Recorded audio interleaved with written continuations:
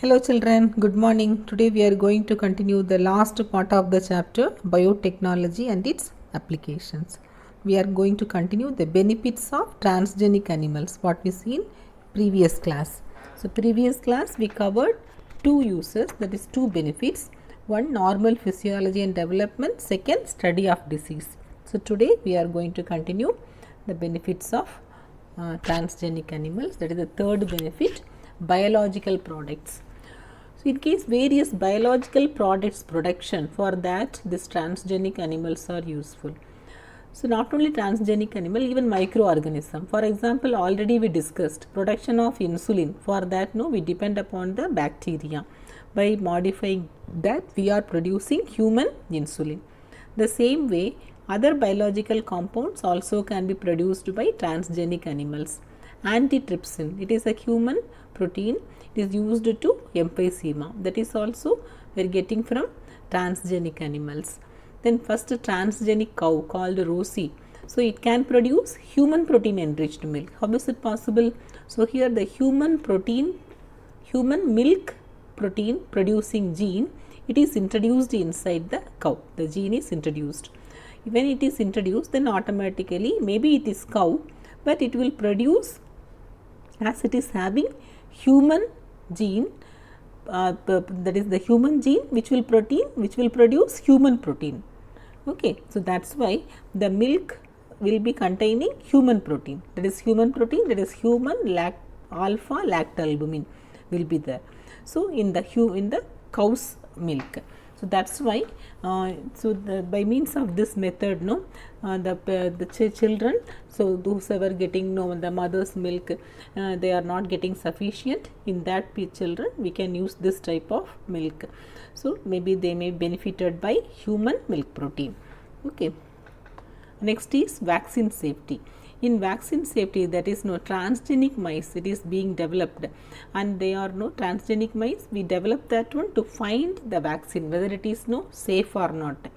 So when after testing that, then that vaccine can be used in humans. Example, polio vaccine, no, we have done that type of method only. We just tested in transgenic mice, and later the polio vaccine, no, it was used.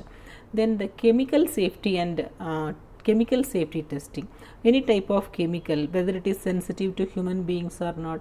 Okay, so whether how much toxic it is. For example, the drugs, new developed drugs, no, any drug if we develop, how much toxic to human being, whether it is useful or it may produce more side effects. So like that, if we want to find, no, first it is tested in animals. Normally it is tested in transgenic animals. Then easily we can find out whether it will be good or harmful for the human beings. Like that we can find out. So here we studied three benefits of transgenic animal. One, for the production of biological products, vaccine safety testing, and for chemical safety testing we use transgenic animals. Together we studied 5 children. So 2 in previous class, that is normal physiology and development, then later study of disease, then biological products, vaccine safety, then chemical safety and testing. It can be asked in 5 mark questions, that is benefits of transgenic animals. So now let us see few ethical issues. Actually we are doing modification in these organisms, genetic modification. So it may be useful, but sometimes it can be harmful also. So we have to find, we have to detect the useful animals.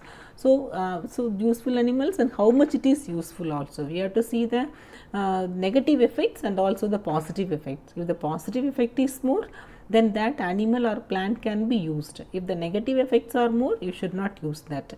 So the GEAC, that is one committee, that is Genetic Engineering Approval Committee.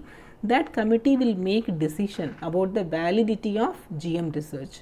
So whether it is safe or not safe. So then only it will be introduced.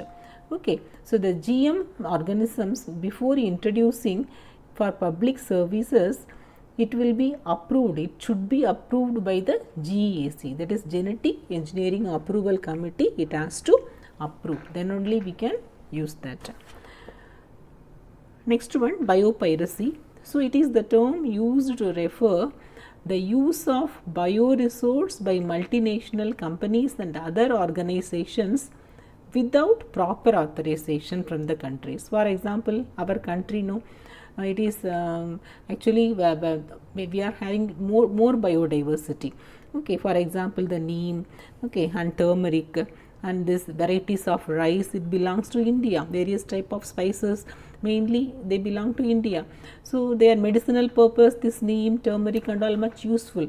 So other countries, they should not manipulate that, they should not misuse that, because that is no traditionally that one is belonging to India. So that's why no, to avoid the misuse of that one, no, so what it has been done, that is biopiracy, means before using any country's bioresources, they have to get permission from the particular country, then only they can use that. For that they have to pay the compensatory payment also. So without that compensatory payment, so other countries they cannot use. So to prevent this, no, some laws are made by other nations to misuse. Okay, to avoid the misuse, no, so different laws are made by nations. Okay, so biopiracy, it is the term used to refer the use of bioresources by other countries, multinational countries and other organizations without proper authorization from the countries and people concerned. Okay, so that you call that as biopiracy. Okay, so we are completing this chapter, children. So you study the entire chapter. If you have any doubts, you can contact me. Thank you.